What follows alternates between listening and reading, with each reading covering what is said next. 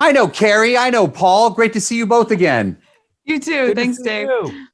Yeah, so excited. I just saw this movie yesterday and I'm still getting goosebumps from it. The level of it took me back so many years, just the classic feel of it. So, Carrie, I'm going to start with you. What are your first Mhm. memories of Ghostbusters, the classic films?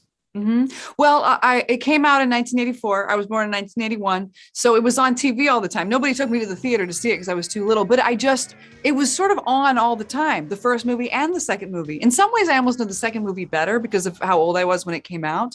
But I just have, images from it are just part of my DNA.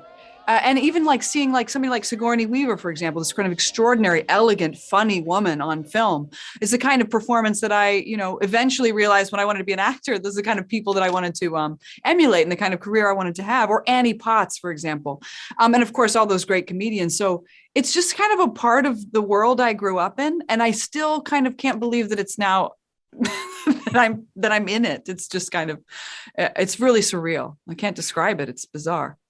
Paul, I want to know about the first memories you have of Ghostbusters. I have a feeling that maybe you dressed up as a Ghostbuster for a Halloween party at some point in your life. Just knowing you over the years, I know you're hilarious. Well, tell me what your first memories were. Well, I think it's I never did. And I kind of look at it as a lost opportunity. I could do it now, but it would mean something different. My first memory was just, seeing it when it came out. Unlike Carrie, I was not 3. But, I was a kid and everyone that I knew was going to see it. Everybody loved it. And it seemed like this new thing that was really funny, but also kind of scary. And I couldn't think of other films that up until that point that I, had seen that were like that.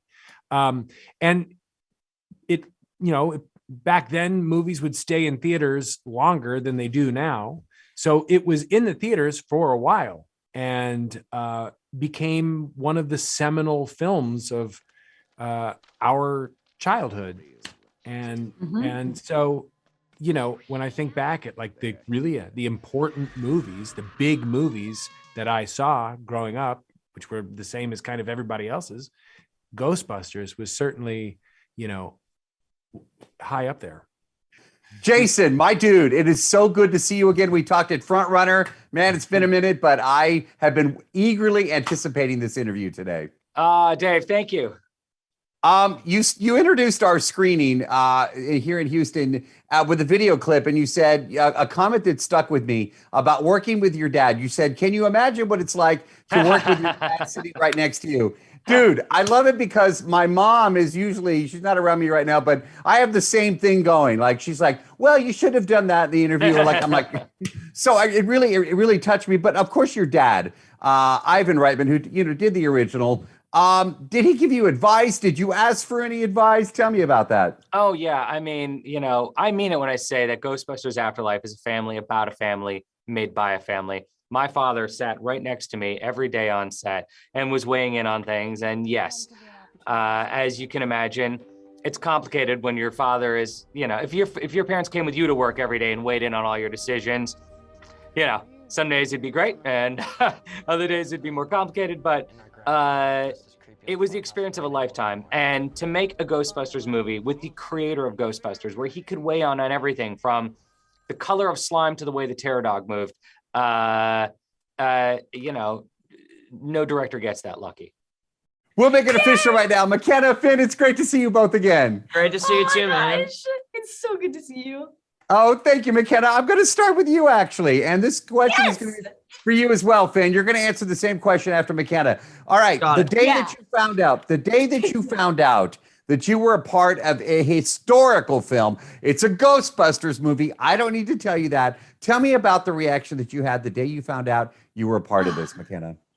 I was actually I was doing reshoots for Annabelle in Atlanta, and I had to get on a Zoom call with Jason. I thought that I was just going to talk to him about the audition, or maybe he was going to give me more sides, or I was going to talk to him about it. I don't know what I thought, but I was getting on a Zoom with Jason, and I was like, well, that's a good sign if I'm getting on a Zoom with him to talk about the role or something.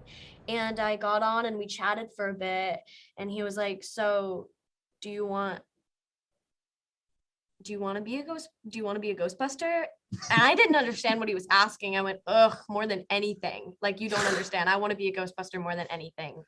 I didn't understand what he was saying. And my mom was looking at me. She was sitting in the corner of the room. And she went, that's so funny. And I went, more than anything. He goes, so are you like ready to be a Ghostbuster? Right. You know, like, you had to keep phrasing yeah. it differently because I could not, I just was stupid. But because I couldn't fathom like getting the Ghostbusters role. Of course. Like he said it like 3 times, and on the 3rd time it clicked, and I went, oh my God. And I started crying. I started crying so hard. And my mom came over, and I was crying really hard. I love that. Finn, It's I want to really know sad. about it seems like, Finn, you were destined for this. I know that the story has been out about, Stranger Things, the Ghostbuster, but I want to know about the day you found out. Yeah, I mean, for me, it was like I did a tape, and then Jason was doing a table read early on of like an earlier draft and asked me to come and read it. And me and Carrie were there. Mckenna wasn't cast yet. Logan wasn't cast yet. Celeste wasn't cast yet. And it was like Jason's friends reading all the other parts. And me and Carrie were kind of like the only like actors there, kind of, that like we're gonna officially, or not officially, like we were just there, and we were kind of like, we were the most specific people there. So I was like, oh, okay, like that's cool that he has us both here. Like, that's nice, whatever. Like, Carrie's really nice. I love Carrie. I knew that Carrie was doing the movie. Carrie was already attached. And then then I did it, and it went really, I had a lot of fun, and I went home, waited 2 days, and then like I got the call, and Who are you gonna call? And but it was weird. It was like it wasn't like it was more of like an ongoing conversation. Like, I didn't like there was never like a specific moment. I don't think Jason called me. I think like after the table read, he was like, all right, man, like I'll see you soon. And it kind of was like one of those things where I was like, okay. Like, I didn't really know if I was cast in the movie or not. And then I was leaving his house, and I told my mom, I was like, I think I am gonna be in the movie. And then then I got the official call, and I was like, okay, I felt the coolest I've ever felt, for sure. I was like, this is so cool. I know, Celeste. It's great to see you again. Dave. How are you, my friend?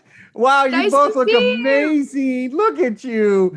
Oh, this is so exciting. And Logan, it's great to meet you. So, Logan, if I'm not mistaken, is this your first or is it your second film?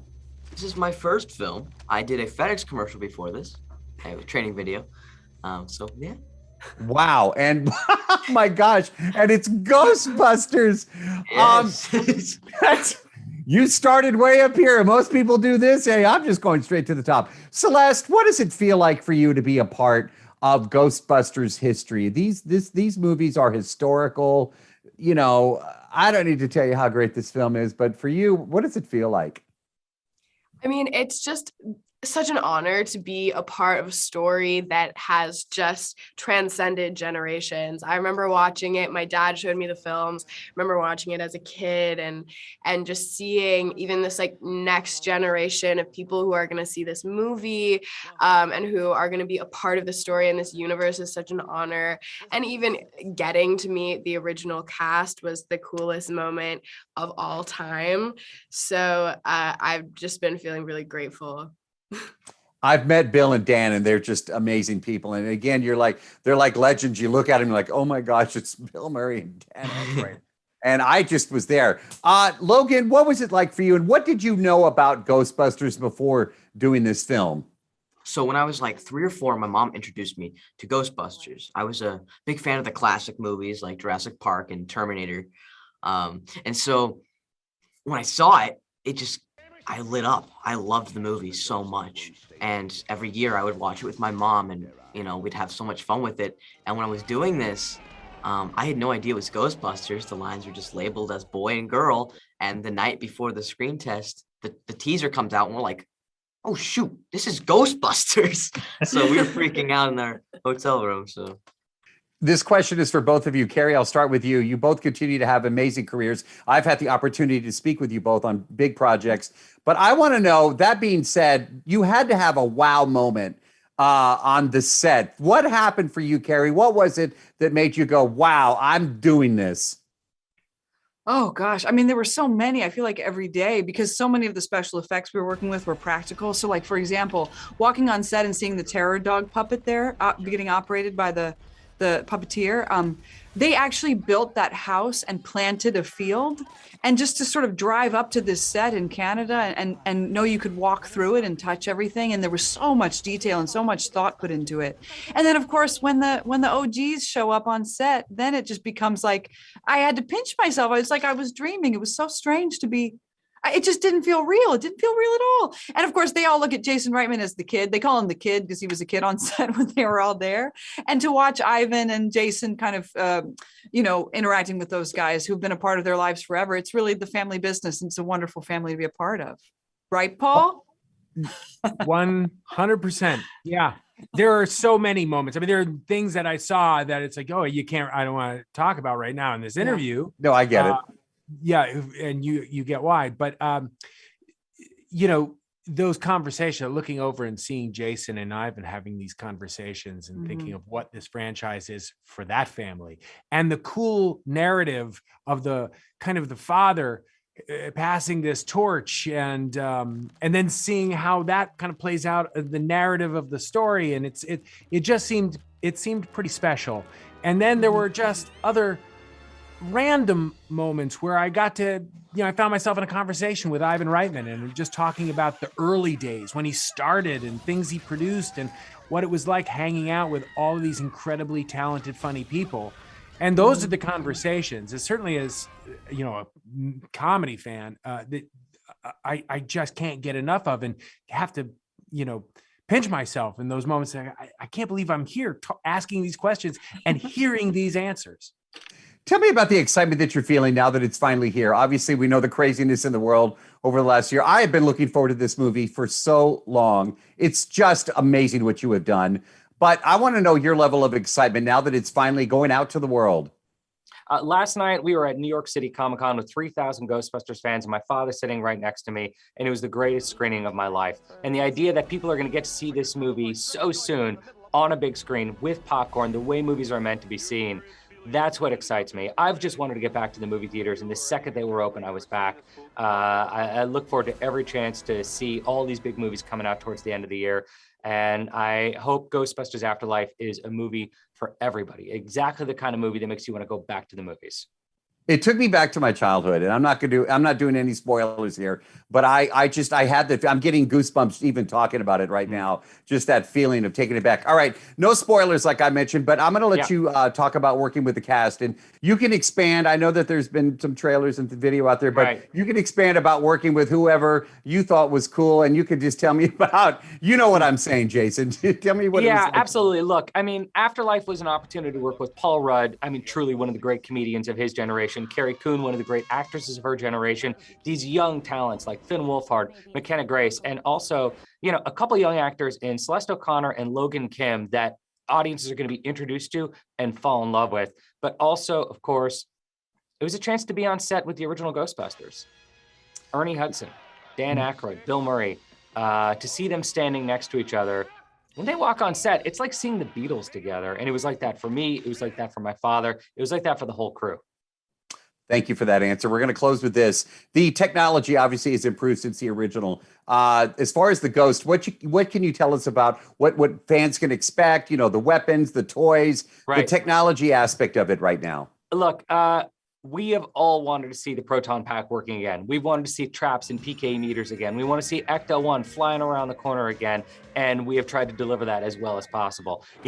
Technology has improved. We put a Corvette engine in Ecto-1. That thing can haul ass now. But we wanted to use as much old technology as possible. We're using 1980s filmmaking, grounded filmmaking. We're using, puppets and animatronics. We're building real sets. This is a movie that was made the way they would have made it back then. Celeste, I couldn't even tell anybody that I saw it just last night. I was like, they're like, Dave, don't you dare tell anybody. You know, it was so secretive. And I was just you were actually in it. So how did you keep the story secret? Did people, when they friends and family find out you were in it, were like, tell me the story. What happens? Tell me about that. I know it was so hard to keep it a secret because it's been so long. We shot the film in 2019 and it's just been the longest time. And I know to finally have people seeing it, and we showed it at Comic-Con last night and the reaction was just incredible. So it was really hard to keep the secret because even while we were filming, we knew we were making magic. We knew we were filming something really special, but I think it's all worth it now because people are finally getting to see it. Yay! I know. Logan, what do your friends and family think about you being in a Ghostbusters movie? Well, my dad's the most excited. He is still like super, super happy. I mean, he called me last night. And you know, we were talking about the panel that we had and he was like, oh, you did so good. So he's so excited about that. My friends, some of them know, some of them don't know, but they probably will in November. And yeah, it was, I mean, the friends that do know, they're really freaked out too. So That's great. Celeste, I'm going to give you the last word. I want to know what your friends and family think about you being a part of history now. It's the coolest thing ever. They think it's so cool. Likewise, my dad was definitely the most excited. I told him, I called him up. When I found out I got the part, I was calling everybody I knew. And I called my dad. And the first thing he said was, wow, does this mean I get to meet Bill Murray? I was like, maybe, Dad. All right, Mckenna, I have to know. Tell me about the first time you saw the Ectomobile, Ecto One, the Ghostbusters car. I've seen it in person. I freaked out. What was it like for you? Yeah, well, they have it on the Sony lot. And I used to go to Sony all the time whenever I was younger. Right And outside Ivan's office. Yeah, I actually have like a picture of me next to the Ecto One whenever I was like 7, standing next to it. Every time I went to the Sony lot, I would always go over and sit by the Ecto One and take a picture with it every time. So getting to be inside of it was a whole nother story. Because I remember I'd always like look inside and try to see all the gadgets and wipe off the stuff, but the dust was covering the inside of the windows and I couldn't see. Well, the stuff that they had to do for the car is like pretty incredible. I mean, it's all, you know, those cars are so rare, the hearses, you know, the Cadillacs. And so this stuff that, you know, they had to buy old shells of the car and kind of like make them from the ground up and swap engines out and do all these crazy things to it. Didn't they have to make one that opened from the middle so that we could shoot? So we had one that opened from the middle. They rigged, there's two. We had two Ectos. One that's like the driving one, the action one, and the other one that's kind of more the shooting one, like the one that you get in the car with. It was nuts. It was so crazy. I'll never forget, like, my hands were on the wheel for so long. They're like, I'll never forget the feeling of like how the wheel feels. It's so funny. That's awesome. Well, listen, great to see you both. I love you both. You're great in this movie. I saw it yesterday with my mom and we both were just like, oh my gosh, so great to catch up. Please stay safe next time in person. And you all are amazing. Seriously, great to see you both again. Thank you so much, man. So great to see you. Bye. Bye. Later. Bye.